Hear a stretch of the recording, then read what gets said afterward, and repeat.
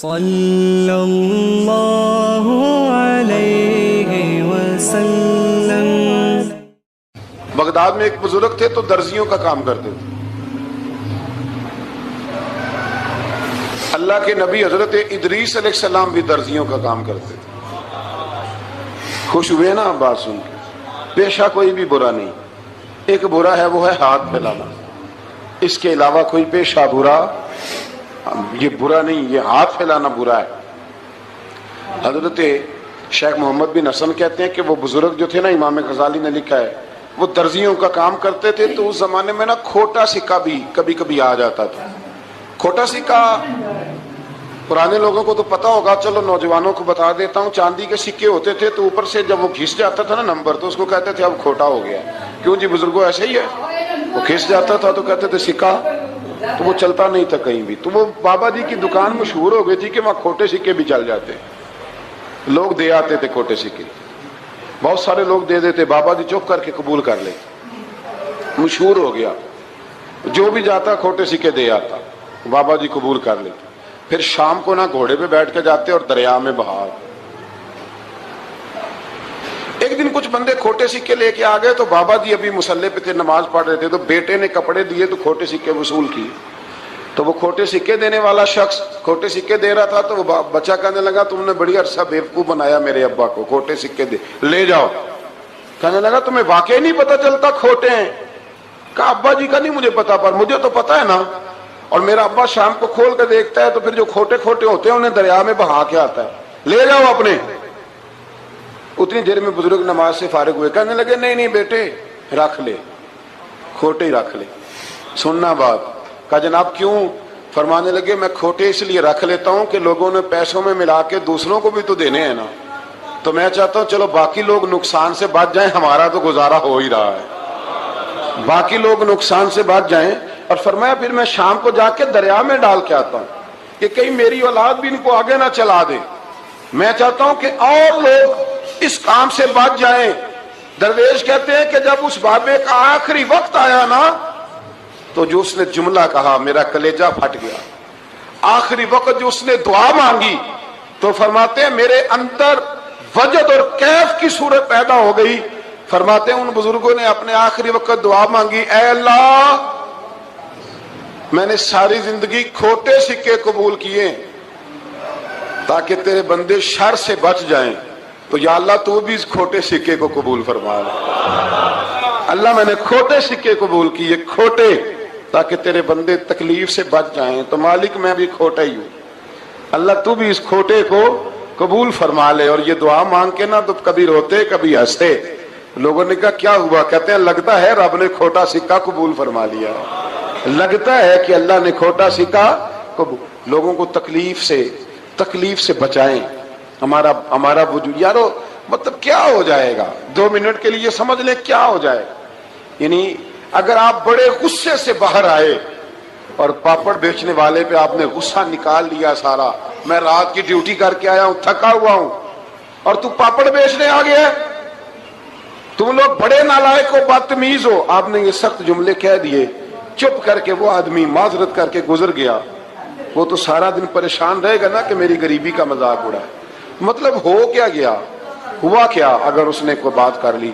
اعلیٰ حضرت فاضل بریلوی کے خلیفہ تھے لاہور میں سید ابو البرکات شاہ صاحب رحمت اللہ تعالی علیہ، تو رات کو ایک شخص تراویح کے بعد حضرت سویا کرتے تھے، بہت سارے لوگ تو سو ہی نہیں پاتے رمضان کی راتوں میں، سو ہی نہیں پاتے، میں خود نہیں سو پاتا۔ اب تراویح سے اگر آپ 10:30 فارغ ہوئے تو 2 بجے اگر آپ کو دوبارہ اٹھنا ہے تو بیچ میں آپ کو کیا ملے گا؟ اگر آپ نے کچھ پڑھنا پڑھانا ہے، صبح درس دینا ہے، تو پھر تو آپ کے لیے بڑا اور یہ خاصا مشکل کام ہے، یہ خاصا مشکل کام ہے۔ آپ یقین کریں چند تفسیریں دیکھتے ہیں تو ٹائم بہت زیادہ ہو جاتا ہے، وہ پھر آگے سننے والوں پہ بھی ڈیپینڈ کرتا ہے ان کے مزاج مبارک کس طرح کے۔ سید صاحب رحمت اللہ علیہ نا عشاء کی نماز کے بعد تراویح پڑھ کے تو کچھ عبادت کی، کچھ مطالعہ کیا، صبح درس دینا تھا، تو تھوڑی دیر کے لیے بوڑھے آدمی تھے، تھک گئے تو سو گئے۔ ایک بندہ نہ کہیں گیا ہوا تھا تو واپس آیا تو اس نے دروازے پہ دستک دی، تو سید صاحب کے بیٹے تھے، بخاری شریف کی شرح لکھی، بڑے عالم تھے، سید محمود رضوی صاحب رحمت اللہ۔ رضوی صاحب کہتے میں نے دروازہ کھولا، میں نے کہا ہاں جی بولو، کہنے لگا جی میں نے سید صاحب سے ملنا ہے. مفتی اعظم پاکستان تھے وہ, لاہور میں حزب الاناف ادارہ تھا, سید ابو البرکات صاحب. میں نے حضرت صاحب سے ملنا ہے. تو کہا کوئی حکم ہو تو مجھے نہیں, جی میں نے انہی سے ہی ملنا ہے. یہ بھی بڑا مسئلہ ہوتا ہے, میں نے انہی سے ہی ملنا ہے. چلو ٹھیک ہے جی انہی سے مل لو. تو کہتے ہیں اتنی دیر میں نا سید صاحب بھی اٹھ کے آ گئے. محمود کون آیا؟ تو اس نے کہا حضور میں آپ کا ایک عقیدت مند ہوں, تو میں کہیں گیا ہوا تھا تو ابھی واپس آیا ہوں, تو مسئلہ نا کئی دفعہ پوچھنا کرتا ہوں تو بھول جاتا ہوں, ذرا بات کی نزاکت کو دیکھنا, بھول جاتا ہوں. تو یاد آیا تھا تو میں نے کہا چلو ابھی پوچھ آتا ہوں, گزر رہا تھا یہاں سے. میں پوچھو. کہنے لگا جی پوچھنا یہ تھا کہ جس نے فرض جماعت کے ساتھ نہ پڑھے ہوں رمضان میں, تو کیا وتر جماعت سے پڑھ سکتا ہے؟ مسئلہ پوچھنا تھا. علامہ محمود رضوی صاحب کہتے ہیں مجھے بڑا ہی غصہ آیا. میں نے کہا کہ پتہ نہیں کوئی اس وقت مشکل آ گئی ہے جو رات کو آیا ہے. کسی وقت انسان رات کو طلاق دے بیٹھتا ہے, کوئی ایسی بات ہو جاتی ہے تو عالم کے دروازے پر, یہ تو عام سا مسئلہ ہے, سویرے بھی پوچھ لیتا. اتنی تکلیف دی اس نے, کتنی بڑی اذیت ہے. اور ایسے ہوتا ہے, ہم نہیں احساس کرتے کہ یار تھوڑا سا دیکھ لیں, ماحول کو دیکھ لیں, طبیعت کو دیکھ لیں. مجھے بڑی اچھی طرح یاد ہے کہ میں نے ایک دفعہ نا ایک عالم سے مسئلہ دریافت کیا, وہ ہمارے استاد تھے, تو مجھ پہ ناراض ہوئے. میں بڑا پریشان ہوا کہ پوچھی تو میں نے دین کی بات تھی, تو استاد ہی ناراض ہو گئے. استاد واپس آیا تو یہ کہنے لگے تمہیں پتہ ہے میں شوگر کا مریض ہوں.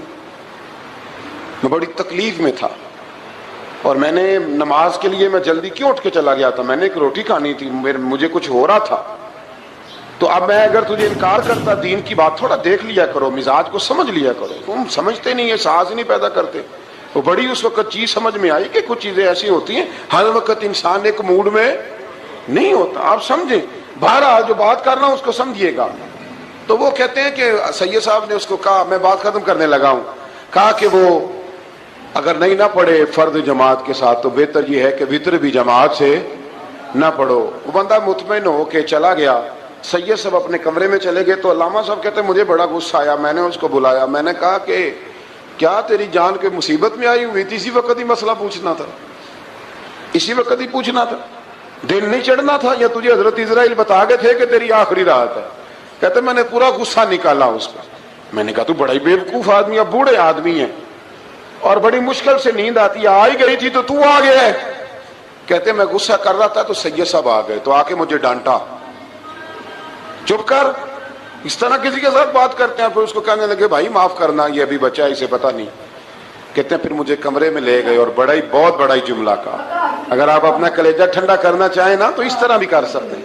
بہت بڑا جملہ کہا. کہنے لگے معبود مسئلہ تو میں نے بتایا, تمہیں کیا تکلیف ہوئی؟ اور پھر فرمانے لگے شکر کرو اللہ کا, اس دور میں بھی کوئی دین کی بات پوچھتا ہے. شکر کرو اللہ کا, اس دور میں بھی کوئی دین کی بات پوچھتا ہے. شکر کرو اللہ کا, کوئی دین کی بات پوچھتا ہے, ورنہ تو لوگ پوچھتے ہی نہیں. تو اگر آپ خوش کرنا چاہیں اپنے آپ, تو آپ سائیکل والے پہ غصہ کرنے کی بجائے یہ بھی تو کہہ سکتے ہیں نا شکر ہے رزق حلال کما رہا ہے, مانگ کے نہیں کھاتا, شکر ہے یہ محنت کر رہا ہے اپنی. تو آپ اپنے ذہن کو اس طرح کا بنائیں, سوچ کو اس طرح کا بنائیں. آج اس جمعے میں ہم نے ارادہ کرنا ہے کہ ہم نے آسانیاں دینے کی کوشش کرنی, ہم نے لوگوں کو تکلیف نہیں دینی, ہم نے کسی کو آزمائش میں مبتلا نہیں کرنا, ہم نے کوئی ایسا کام نہیں کرنا جس کی وجہ سے لوگ سمجھیں کہ یہ آدمی بوجھ بن گیا. کبھی بوجھ نہ بنے. یارو کتنا بدبخت ہے وہ آدمی جس کے مرنے کی لوگ دعا مانگے, اس کے مرنے کی. حضرت عبداللہ ابن مبارک کے پڑوس میں ایک یہودی رہتا تھا, یہودی تھا, یہودی. حضرت عبداللہ ابن مبارک مکان بیچنے لگے. حضرت عبداللہ ابن مبارک کا پڑوسی مکان بیچنے لگا, وہ یہودی. تو کہا تو کہا کتنے کا؟ 2000 دینار کا. 2000 دینار. تو انہوں نے کہا کہ اس گلی میں, اس محلے میں تو 1000 دینار کا مکان ہے, تو تیرا 2 کا کیوں ہے؟ کہنے لگے 1000 میرے مکان کا اور 1000 عبداللہ ابن مبارک کے پڑوسی ہونے کا, اس لیے کہ اتنا شاندار پڑوسی تمہیں کبھی نہیں ملے گا جس کی ہم نے کبھی آواز ہی نہیں سنی. 1000 روپیہ لوں گا ان کے پڑوس میں جگہ دینے کا, 1000. تو وہ شخص کہنے لگا یہ تو نے عجیب بات کر دی, حالانکہ تو یہودی ہے, یہ تو نے عجیب بات کر دی. تو کہنے لگا 3 دن میری گلی میں آ کے رہ, تو دعائیں مانگے گا کہ یا اللہ میں یہیں رہنا چاہتا ہوں. وہ دعائیں مانگے گا کہ اتنا اچھا انسان, اتنا خیال رکھنے والا, اتنا خیال والا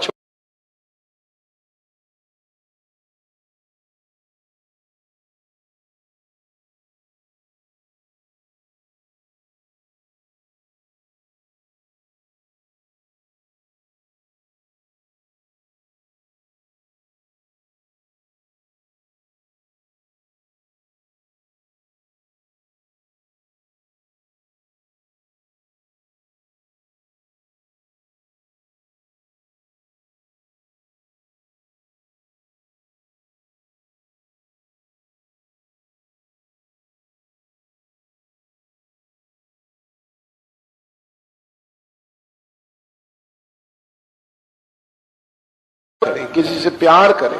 اور یارو چھوڑو مزدور بن جاتے ہیں. شیخ سعدی کہا کرتے تھے جب سے مخدوم بناؤں نا لوگوں سے خدمت کرانے لگاؤں مزہ ہی نہیں آیا. مزہ تو تب آیا ہے کبھی نانی کی خدمت، کبھی دادی کی خدمت، کبھی ابا کی خدمت، کبھی اس کی خدمت.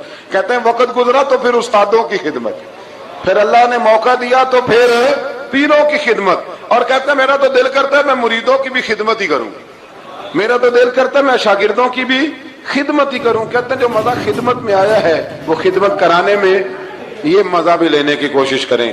آج نا مخدوم بڑے ہی بن گئے ہیں، مخدوم بڑے ہی بن گئے. کس کس کی بندہ خدمت کرے؟ تو اس طرح کریں، کچھ خادم بھی تو پیدا ہونے چاہیے نا، کچھ خادم بھی پیدا ہونے چاہیے. مہمان خصوصی بڑے ہو گئے، کوشش ہونی چاہیے کچھ عام سے بھی مہمان بنے، عام سے بھی، جو خاص مہمان نہ ہوں، جن کا ارادہ ہو کہ نہیں ہم نے پیار ہی بانٹنا ہے. نمبر 105 میں قرآن مجید کو بتدریج تھوڑا تھوڑا نازل کر کے نازل کرنے کی حکمت یہ بتائی گئی کہ رسول ان پر ٹھہر ٹھہر کے پڑھیں گے، ان کے لیے قرآن کو سمجھنے میں آسانی ہوگی. مشرکین مکہ اعتراض کرتے تھے کہ کبھی آپ اللہ کہتے ہیں کبھی رحمان کہتے ہیں، ہم تو رحمان کو نہیں جانتے. تو اللہ نے فرمایا رسول کہہ دیجئے کہ معبود برحق کو تم اللہ کہہ کے پکارو یا رحمان کہہ کے پکارو، تم اسے جس نام سے بھی پکارو گے سب اسی کے نام ہے، اور اسے پکارنے میں میانہ روی سے کام لو. آخری آیت میں فرمایا کہ اللہ کی نہ کوئی اولاد ہے، نہ کوئی اس کی سلطنت میں اس کا شریک ہے، نہ اسے کسی مددگار کی ضرورت ہے، اور آپ اس کی کبریائی کو بیان کرتے رہیے. آگے شروع ہو جاتی ہے سورہ کہف. اصحاب کہف کا نام تو سنا نا ماشاءاللہ آپ حضرات. پہلے اس کی فضیلت میں ایک حدیث نہ بیان کروں. نبی کریم صلی اللہ علیہ وسلم نے فرمایا، یہ مسلم شریف کی حدیث ہے، دجال آئے گا قیامت کے قریب اور بڑے لوگوں کو گمراہ کرے گا. تو حضور نے فرمایا جو سورہ کہف کی 10 آیات زبانی یاد کر لے نہ وہ دجال کے فتنے سے بچ جائے گا. اللہ توفیق عطا فرمائے. اس سورہ مبارکہ کی آیت نمبر 9 سے اصحاب کہف کا ذکر شروع ہوتا ہے. اصحاب کہف، جب حضرت عیسیٰ علیہ السلام کو اللہ کریم نے چوتھے آسمان پہ بلا لیا نا، تو دقیانوس نام کا ایک بادشاہ ہوا بنی اسرائیل کے اندر، بڑا ظالم تھا. اس نے گمراہی پھیلا دی، اور جو لوگ معاذ اللہ کفر اور شرک نہیں کرتے تھے انہیں قتل کروا دیتا. تو 7-8 نوجوان اپنا ایمان بچا کے بھاگے. او ہو اللہ اکبر، ساری دنیا مال بچا کے بھاگتی، وہ 7-8 نوجوان اپنا ایمان بچا کے بھاگے کہ یہ ہمیں کہیں کفر کی طرف نہ لوٹا دے. تو جا کے ایک غار کے اندر چلے گئے تو ایک کتا بھی ان کے ساتھ ہو گیا. انہیں کتے کو بڑے روڑے مارے کہ یہ اگر بھونکے گا آواز نکالے گا تو ہم پکڑے جائیں گے، ہم نے تو چھپنا ہے. پر اس کو نہ ولیوں سے پیار ہو گیا تھا.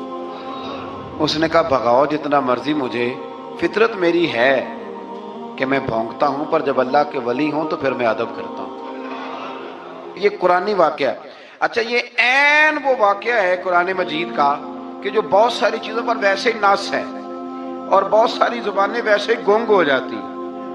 تو وہ 6-7 لوگ تھے، وہ چلے گئے غار کے اندر، جا کے انہوں نے پناہ لے لی. بادشاہ کو پتہ چل گیا کہ غار کے اندر ہے. اچھا اللہ کی قدرت، جیسے ہی داخل ہوئے انہیں نیند آ گئی، یہ سو گئے. اور قرآن مجید کہتا ہے، قرآن مجید کے یہ لفظ ہیں کہ کتا غار کے منہ پر بازو پھیلا کے بیٹھ گیا، گویا اپنے مالکوں کی خدمت کر رہا ہے. اب میاں صاحب کی ایک بات کر لیں درمیان میں. میاں صاحب فرماتے ہیں جنہ تنا وچ عشق نہ رچیا کتے ہونا تھی چنگے، اور چلو مالک دے کر راکھی کر دے صابر بھوکے ننگے. یہ دیکھو نا کہ اتنا تو ان کے اندر بھی کمال ہے. اپنے نا دونوں بازو پھیلا کے کتا بھی غار پہ بیٹھ گیا. ان کو نیند آ گئی. بادشاہ نے پتہ کرایا کہاں بھاگ کے گئے، تو کہا وہ غار کے اندر ہیں. بادشاہ کہنے لگا کہ ان کی سزا یہ ہے کہ ایک دیوار چن دو غار کے منہ میں، غار کوئی بند کر دو. جس بندے کی ڈیوٹی لگائی نا غار چننے کی، بندہ بڑا نیک تھا، اس کو دیوار بنانے کا ذمہ دیا. اس نے نا دیوار بھی بنائی اور ایک تختی پہ نا سب کے نام لکھے، اور وہ تختی ایک صندوق میں رکھ کے وہاں بند کر دی. اور اسی طرح کی ایک تختی اس کے نیچے لکھا کہ ایک تختی ان کے ناموں کی نا میں مال خزانہ میں بھی بند کر رہا ہوں. اللہ تبارک و تعالیٰ کی قدرت کے بعد مفسرین نے لکھا ہے وہ 100 سال تک سوئے رہے، اور بعض نے لکھا ہے کہ 300 سال تک سوئے رہے. 300 سال کے بعد اس طرح ہوا کہ حکومتیں بدل گئیں. بیدروس نام کا ایک بادشاہ آ گیا, وہ بڑا نیک دل تھا. اس نے ہر طرف حضرت عیسیٰ علیہ السلام کی شریعت کا پھر سے نعرہ بلند کیا. اب نا کچھ لوگ ایسے تھے جو منکر ہو گئے تھے کہ مرنے کے بعد دوبارہ کیسے اٹھیں گے. بادشاہ ایک دن حجرے میں گیا, جا کے دعا مانگی, یا اللہ کوئی ایسی بات دکھا جس سے لوگوں کا ایمان پکا ہو جائے. اس طرح کے بادشاہ ہوا کرتے ہیں. تو رب کریم نے کہا میں نے تو پہلے یہ راز چھپا کے رکھا ہوا ہے, کھول دیتے ہیں. اس نے دعا مانگی, اور ادھر کیا معاملہ ہوا, ایک چرواہا بکریاں چرانے والا وہاں سے گزرا. اس نے سوچا یہ دیوار ہے, اگر اس کا منہ کھول لوں نا کبھی تو میری بکریاں یہاں تھوڑا سا دھوپ کے اندر سستا لیا کریں گی. اس چرواہے نے کیا کیا کہ اس نے وہ دیوار گرائی تاکہ میری بکریاں اندر جایا کریں. وہ دیوار گرائی تو اس نے اندر 6-7 لوگ سوئے ہوئے دیکھے, اور کتا بھی سویا ہوا دیکھا. اللہ تبارک و تعالیٰ اپنی قدرت سے, اپنے فضل سے ان کی کروٹیں بھی بدلتا رہا. اپنی قدرت سے ایک طرف انسان پڑا رہے نا تو اعضاء گل جاتے ہیں, ان کی کروٹیں بھی بدلی جاتی, مناسب روشنی بھی دی جاتی, حرارت بھی. اس نے دیوار گرائی تو ان کی آنکھ کھل گئی. ایک دوسرے سے کہنے لگے آج تو بڑی گہری نیند سوئے ہیں یار, آج تو لمبی نیند پوری کر لی. چلو بھوک بڑی لگی ہے, ایک دوست کو بھیجو. یہ سارا واقعہ قرآن مجید میں موجود ہے, میں اپنے لفظوں میں بیان کر رہا ہوں. جاؤ ایک دوست کو بھیجو بازار سے نا کھانا لے آئے. پیسے وہی 300 سال پرانی کرنسی. وہ جب نان بھائی کی دکان پہ گیا نا سامان لینے, اس کو پیسے دیے تو نان بھائی نے ہاتھ پکڑ لیا, کہنے لگا میاں تو کدھر سے آیا, یہ کون سے پیسے؟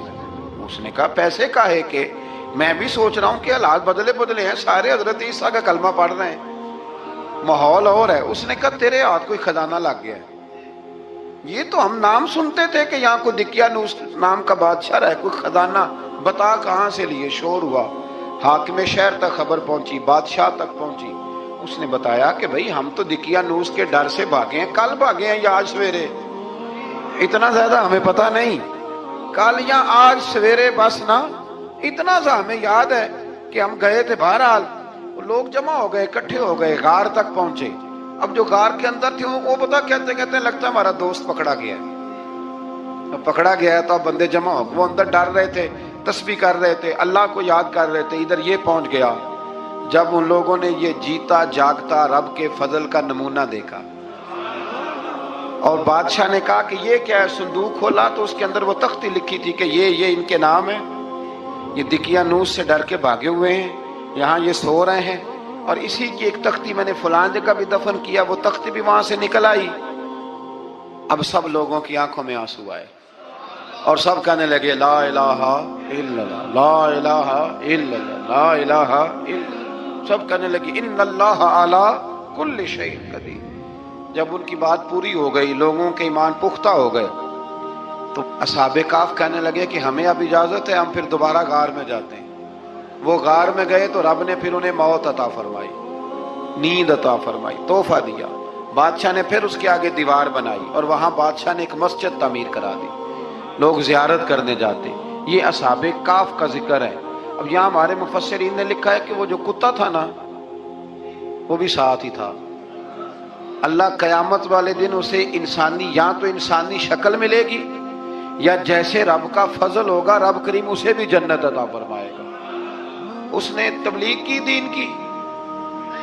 اس نے کیا کیا, تبلیغ کی, نمازیں پڑھی, روزے رکھے, حج کیا, 10 ہوتے صحیح اس کیتا کی. اسی آخیے نا خدا کے فضل سے ہم پر ہے سایہ غوث اعظم کا, ہمیں دونوں جہاں میں ہے سہارا غوث اعظم کا. لوگ پریشان ہو جاتے ہیں, کہتے ہیں کس طرح کی بات کرتے ہو. تو میں نے کہا اصل میں تیرا عقیدہ کچا ہے. وہاں تو کتا چلا جائے ولی کے پاس تو رب اسے جنت دے دیتا ہے, تو جیگتا جاتا مومن جائے تو اللہ کیوں فضل نہیں فرماتا. اس سے آگے نا پھر آیت نمبر 32 ہے. اس میں اللہ تبارک و تعالیٰ نے 2 لوگوں کا واقعہ بیان کیا ہے. فرمایا ایک شخص کے انگوروں کے باغات تھے, اور چاروں طرف سے انہیں کھجوروں کے درختوں نے گھیر رکھا تھا, اور درمیان میں کھیتی بھی تھی, اور بیچ میں دریا بھی بہہ رہا تھا, اور ان باغات نے بہت عمدہ فصل دی. ایک دن یہ شخص اپنے ساتھی سے کہنے لگا میرا مال اور افرادی قوت تم سے زیادہ ہے, مجھے یقین ہے کہ یہ باغ کبھی برباد نہیں ہوگا. اول تو مجھے قیامت کا یقین ہی نہیں معاذ اللہ, لیکن اگر قیامت آئی تو مجھے وہاں سے بھی بہتر مال ملے گا۔ اس کے دوسرے ساتھی نے کہا تو اپنی اصل کو بھول گیا ہے اور تو نے اپنے خالق کی ناشکری کی جو کہ وحدہ لا شریک ہے۔ اگر تم نے باغ میں داخل ہوتے وقت ماشاءاللہ لا قوت الا باللہ کہہ دیا ہوتا تو یہ تمہارے حق میں بہتر ہوتا۔ اگرچہ مال اور اولاد میں تم سے کم ہوں، لیکن میرا ایمان یہ ہے کہ اللہ تعالیٰ مجھے اس سے بہتر نعمت عطا کرے گا، اور آسمان سے کوئی آفت آئی اور تمہارا باغ تباہ و برباد ہو جائے گا، یا اگر اس کا پانی زمین میں دھس گیا تو پھر تم اسے تلاش نہ کر پاؤ گے، بالآخر اس شخص کا باغ برباد ہو گیا۔ وہ جو کہتا تھا نا مجھے یقین نہیں قیامت نہیں آئے گی، اس کا باغ ہی، اور وہ کف افسوس ملتے ہوئے کہنے لگا کاش میں نے شرک نہ کیا ہوتا، لیکن پھر اس کا کوئی نہ مددگار تھا اور نہ حمایتی۔ آیت نمبر 45 میں اللہ تعالیٰ نے دنیا کی زندگی کی ناپائیداری کو ایک مثال سے بیان فرمایا کہ آسمان سے بارش نازل ہوئی، گھنا سبزہ نکلا، پھر وہ سوکھ کر چورا چورا ہو گیا، جسے ہوا اڑا کے لے گئی۔ مال اور بیٹے تو محض جیتی دنیا کا سنگار ہے، جب تک تم زندہ ہو تب تک مال بھی ہیں اور بیٹے بھی ہیں۔ والباقیات الصالحات، اگر کچھ ہے باقی رہے گی تو تمہارے اچھے اعمال باقی رہیں گے، اور اگر اولاد نیک ہوئی تو وہ بھی باقیات الصالحات میں شامل ہو جائے گی۔ آیت نمبر 47 سے فرمایا کہ قیامت کے دن تمام روئے زمین پر ایک کھلے میدان کی صورت میں ہوگا، سب لوگ صف باندھے رب کے حضور اکیلے حاضر ہوں گے اور اپنے اعمال ناموں کو دیکھ کر خوف زدہ ہوں گے، کہیں گے ہائے افسوس اس اعمال نامے کو کیا ہوا، اس نے نہ کوئی صغیرہ گناہ چھوڑا نہ کبیرہ، مگر سب کو شمار کیا۔ آیت نمبر 50 میں حضرت آدم علیہ السلام کو فرشتوں کے سجدہ، ابلیس کی نافرمانی اور شیطان اور اس کی ذریت کے انسان کے دشمن ہونے کا بیان ہے۔ آگے پھر ذکر شروع ہو جاتا ہے حضرت موسیٰ علیہ السلام اور حضرت خضر علیہ السلام کا۔ یہ لفظ خضر بھی ہے اور خضر بھی ہے، یہ دو تین طریقوں سے پڑھا جاتا ہے۔ حضرت خضر کے بارے میں مختلف روایات ہیں کہ یہ ولی ہیں کہ نبی ہیں، لیکن مضبوط رائے اکثر بزرگوں کی یہی ہے کہ یہ بھی اللہ کے نبی ہیں، اور بعض نے لکھا ہے یہ ہمیشہ سے زندہ ہیں۔ یہ دو اللہ کے نبی حضرت الیاس علیہ السلام اور حضرت خضر علیہ السلام، یہ دونوں ہر سال حج میں بھی جاتے ہیں، ہر سال حج میں بھی جاتے ہیں، کیونکہ ایک روایت ملتی ہے کہ محبوب کریم علیہ السلام حج پہ گئے تو فرمایا میں الیاس اور خضر کو پہاڑوں سے اترتے ہوئے دیکھ رہا ہوں۔ تو جن کو اللہ نے کھلی آنکھیں دی ہوتی ہیں پھر انہیں زیارت بھی ہوتی ہے، انہیں یہ نظر بھی آتے ہیں۔ حضرت خضر علیہ السلام کو اللہ نے علم لدنی عطا فرمایا۔ یہ علم لدنی اللہ جس کو اپنے پاس سے عطا کر دے اس کو علم لدنی کہتے ہیں۔ حضرت موسیٰ علیہ السلام ایک دن تقریر کرتے ہوئے کسی نے پوچھا کہ آپ سب سے بڑے عالم ہیں، فرمایا الحمدللہ۔ تو اللہ کریم نے فرمایا نہیں ہے موسیٰ کلیم آپ سے بڑے بڑے بھی ہیں، بڑے بڑے لوگ ہیں، ہمارے ہاں مسئلہ ہے پا نہ پڑی، اور لوگ مناظرہ کرنے آتے ہیں۔ کئی دفعہ لوگ نا مسئلہ بتاتے ہیں تو میں کہتا ہوں جناب آپ نے بتا دیا کہ اب آپ نے حکم کرنا ہے، اب آپ نے حکم کرنا ہے۔ کبھی کبھی کچھ لوگ ایسی باتیں کرتے ہیں وہ جی آپ ایک بندے کا نام لیتے ہیں ذکر کرتے ہیں، تو میں نے کہا چلو ہم نے بھی کہیں کچھ پڑھا ہی ہوگا نا تبھی تو ذکر کرتے ہیں، لیکن جو آتے ہیں نا لوگ وہ مشورہ تمہارے دور میں ہے ہی نہیں، جس نے جو لائن پڑھ لی ہے وہ اس پہ پکا ہو گیا، سارا نہیں نہ پڑھا، سارا پڑھے پھر بات سمجھ میں آتی ہے۔ حضرت موسیٰ کلیم اللہ کے نبی ہیں، اور کیا بات ہے ان کی، اور یہ بھی اللہ کا فضل ہوا حضرت موسیٰ نے یہ بات کی، تبھی تو ہمیں اتنی شاندار حکمتوں کے پھول ملے، یہ بھی حضرت موسیٰ کا ہی کمال ہے۔ تو حضرت موسیٰ نے کہا کہ اے اللہ وہ جو مجھ سے بڑا ہے عالم ہے وہ کہاں ملے گا جس سے میں حکمت کی بات سیکھوں؟ تو فرمایا جہاں مجمع البحرین ہے نا، دو دریا ملتے ہیں، وہاں وہ ملے گا۔ حضرت موسیٰ کلیم سے اللہ نے فرمایا کہ جاؤ جہاں دو دریا ملیں گے نا وہاں تمہیں وہ شخص ملے گا۔ تو یا اللہ میں کس طرح؟ فرمایا زادرہ ساتھ لے جاؤ، کھانے پینے کا سامان۔ حضرت موسیٰ کلیم لے گئے، مچھلی بھی لے گئے۔ فرمایا یہ مچھلی جہاں تمہارے برتن سے نکل کے دریا میں داخل ہو وہاں دریا میں شگاف پڑ جائے گا، وہاں وہ تمہیں شخص ملے گا۔ حضرت موسیٰ نے اپنے خادم حضرت یوشع بن نون علیہ السلام کو بھی ساتھ لیا۔ یہ بعد میں حضرت موسیٰ علیہ السلام کے جانشین ہوئے۔ یہ دونوں سفر پہ نکل گئے، ایک جگہ پہ پہنچے جہاں پہاڑ تھا، ساتھ دریا بھی تھا، اس کے نیچے آرام کرنے لگے۔ حضرت موسیٰ کلیم سو گئے تو یوشع بن نون علیہ السلام موجود تھے. مچھلی جھٹ سے نکلی, دریا میں داخل ہو گئی, وہاں راستہ بھی بن گیا. اب اٹھے حضرت موسیٰ کلیم, جب اٹھے تو فرمایا چلو چلے. تھوڑا آگے جا کے فرمایا بھوک لگ رہی ہے, کھانا تو نکالو. انہیں یاد آیا, کہنے لگے حضور مچھلی تو دریا میں چلی گئی تھی. فرمایا تو نے بتایا نہیں, وہی تو ہماری منزل تھی جہاں مچھلی دریا میں گئی. پھر وہاں سے واپس آئے قدموں کے نشانوں پہ, وہاں پہنچے جہاں مچھلی گئی تھی. تو وہاں ایک شخص لیٹا ہوا تھا چادر لے کے. آپ نے سلام لی تو انہوں نے کہا وعلیکم السلام یا موسیٰ کلیم اللہ. تو آپ نے فرمایا آپ کون ہیں؟ فرمایا میں وہی ہوں جس کو آپ تلاش کر رہے ہیں.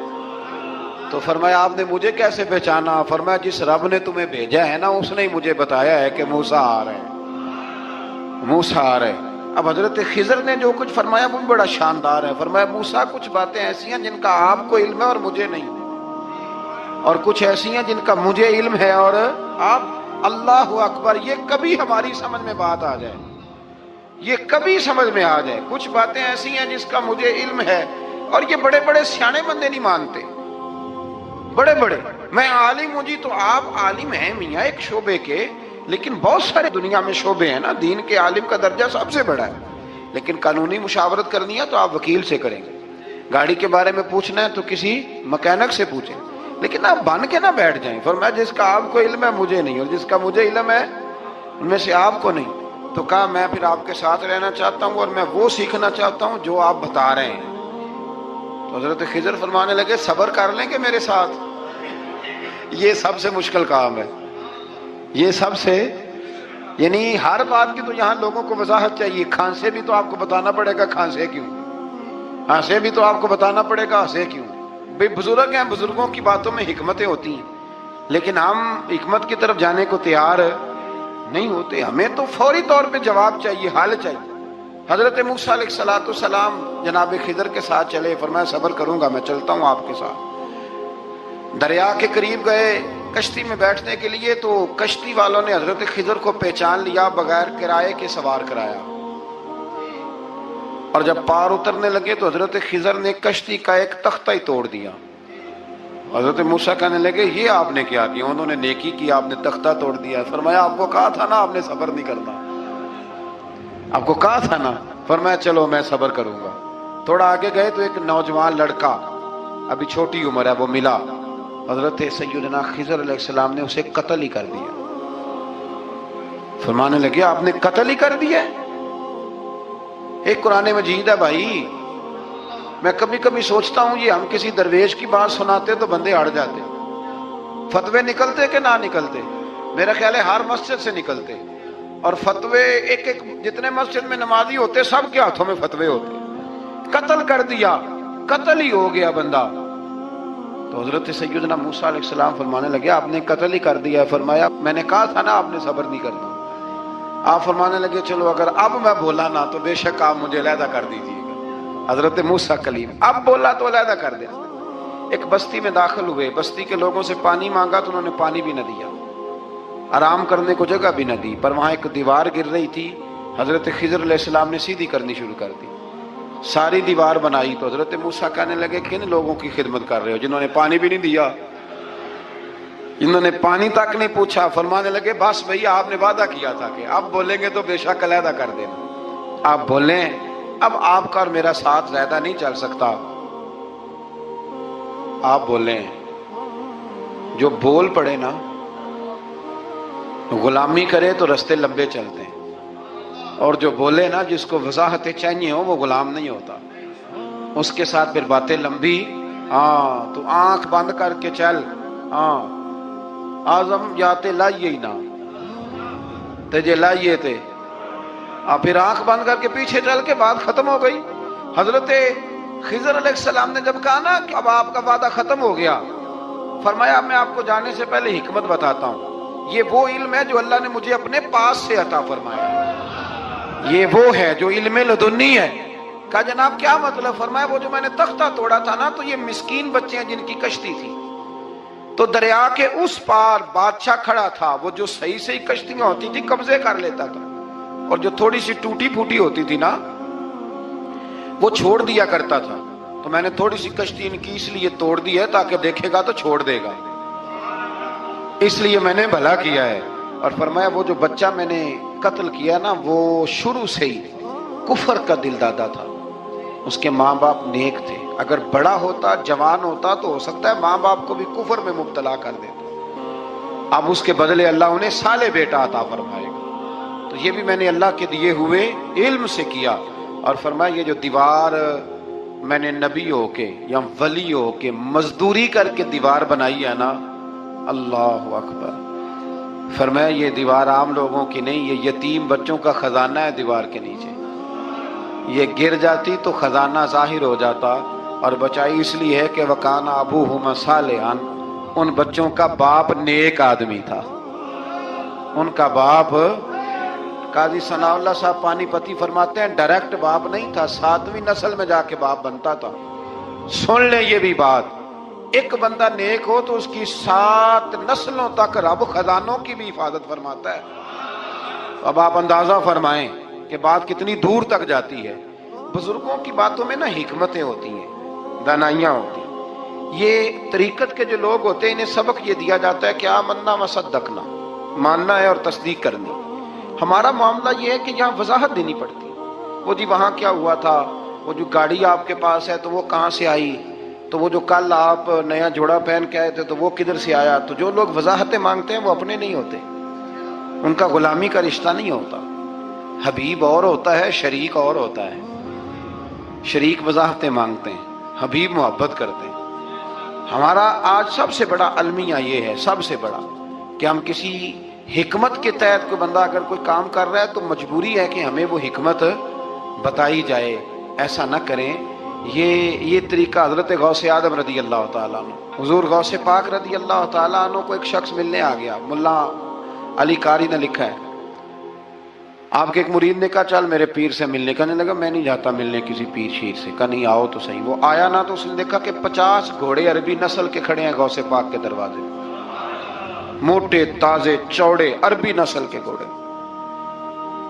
اس کے دل میں خیال آیا، کہنے لگا یار سواری کے لیے اگر رکھے ہیں تو ایک بھی کافی تھا، 50 کی کیا ضرورت تھی. اللہ اکبر. اب واقعی 50 کھڑے تھے، مرید کے پاس جواب ہی کوئی نہیں تھا. کہنے لگا یار پتہ مجھے بھی کوئی نہیں، لیکن حضرت صاحب نے رکھے ہیں تو حکمت ضرور کوئی ہوگی، حکمت ضرور کوئی، اس کی کوئی حکمت ہوگی. اللہ اکبر. وہ چلے گئے واپس. وہ روز تنقید کرتا، کیسا تیرا پیر ہے 50 گھوڑے رکھے ہوئے، کیسے تیرا پیر ہے 50 گھوڑے رکھے ہوئے. کچھ دن گزرے تو ملا علی قاری کہتے ہیں وہ اعتراض کرنے والے کے پیٹ میں کوئی تکلیف ہوئی، بغداد کے سب سے بڑے طبیب کے پاس گیا. اس نے کہا تیرا تو جگر تباہ ہو گیا ہے، عربی نسل کا ایک گھوڑا چاہیے، اس کو ذبح کریں گے، اس کا جگر نکالیں گے، اس کی دوائی بنا کے تجھے کھلائیں گے، اور 50 گھوڑے ہوں گے تو تو بچے گا. اب پریشان ہو گیا، کہنے لگا گھوڑے ہیں تو صحیح، پر جو میں حال کارا آؤں گا گھوڑے تو نہیں ملیں گے، میرا تو جوتوں والا کام ہے، وہ شاید مل جائیں. لیکن جب انسان مرنے لگتا ہے تو پھر اس کو ڈوبتے کو تنکے کا سہارا. اپنے دوست کے پاس گیا، کہنے لگا چل تیرے پیر کے پاس چلیں. اس نے کہا تجھے نہیں لے کے جانا، تو تنقید کرتا ہے. کہتا ہے ایک دفعہ چاہیے کیا؟ کہا گھوڑے. کہنے لگا تیرے لیے رکھے ہیں کوئی، جا دوڑ جا، میرے حضرت صاحب کی ضرورت کیا ہے. لیکن جب غوث اعظم کی خانقاہ میں داخل ہوئے نا تو حضور غوث اعظم اٹھ کے ملے. اللہ والے دلوں میں باتیں نہیں رکھتے. ماتھا چوما اور فرمانے لگے میاں تو ایک دن نا میری گلی سے گزر رہا تھا تو میری تیرے اوپر نظر پڑی، تو مجھے نظر آیا تو بیمار ہوگا اور تیرا علاج عربی نسل کے 50 گھوڑوں کی وجہ سے ہوگا، تو میں نے تیرے لیے لا کے کھڑے کیے ہوئے ہیں، تیرے لیے ہی کھڑے کیے ہیں. تو نا گھر بھی لے جانے کی ضرورت نہیں، چارہ بھی میرے مرید ہی ڈال دیا کریں گے. تو اس طرح کرنا، روز آنا ایک گھوڑا لے جانا، پھر اگلے دن آنا تو دوسرا. وہ خدا کے بندے تیرے لیے رکھے تھے تو تنقید کر رہا ہے. اللہ کے بندے پردہ پوش ہوتے ہیں. ہاں شرط یہ ہے کہ وہ بندہ صالح ہو، دیندار ہو، وہ والا پیر نہ ہو جو نماز بھی نہ پڑھے اور گھوڑے 15 رکھے ہوئے ہوں اس نے، وہ والا معاملہ نہ ہو. تو میرے عزیز یہ یاد رکھیں کہ اللہ تبارک و تعالیٰ کا بندہ جب آپ کا روحانی علاج کرتا ہے نا، روحانی علاج سے مطلب جادو ٹونے کا علاج نہیں، روحانی علاج وہ ہوتا ہے کہ میرے گناہوں کا علاج ہوتا ہے، حسد بغض کینہ عداوت یہ نکل جائے. تو وہ کچھ ایسے نسخے بتاتا ہے جو سمجھ میں مرید کی نہیں آتے لیکن وہ ضروری ہوتے ہیں. انہی نسخوں کو استعمال کرنے سے انسان کا فائدہ ہوتا ہے. جی کرنے والے لوگ ہمیشہ کامیاب رہتے ہیں، وہ ماں باپ کے آگے کریں، استاد کے آگے کریں، شیخ کے آگے کریں، اور جن کو وضاحتوں کی ضرورت ہوتی ہے، ہاں ایک شرعی بات ضرور ہے، وہ ضرور سن لیں۔ اگر آپ کو کہیں کچھ شرعی قباحت نظر آئے جو قرآن و سنت سے ٹکراتی ہو تو وہ آپ پر فرض ہے آپ اپنے مرشد سے پوچھیں۔ کتنی بڑی بات کر رہا ہوں، یعنی جو چیز قرآن و سنت سے ٹکرا رہی ہو اس کی وضاحت طلب کرنا ضروری ہوتا ہے، اور جو دین سے نہ ٹکرائے اس پر آپ وضاحتیں پوچھتے ہیں تو پھر اس کا مطلب ہے کہ آپ علاج کرانے میں سنجیدہ نہیں ہیں۔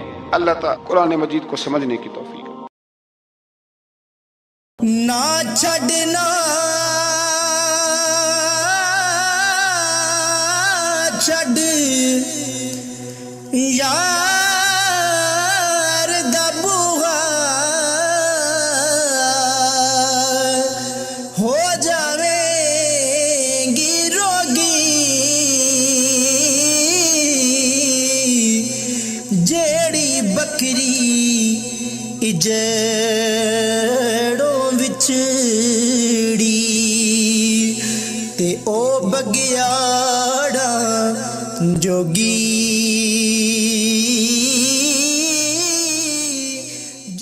ٹر گئے یار جدائیاں والے ہو مینوں چھڈ گئے وچ پردیساں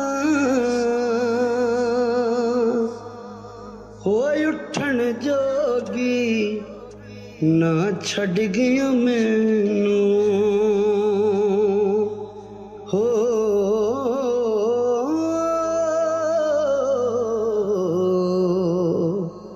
بیٹھی ہنجواں ہار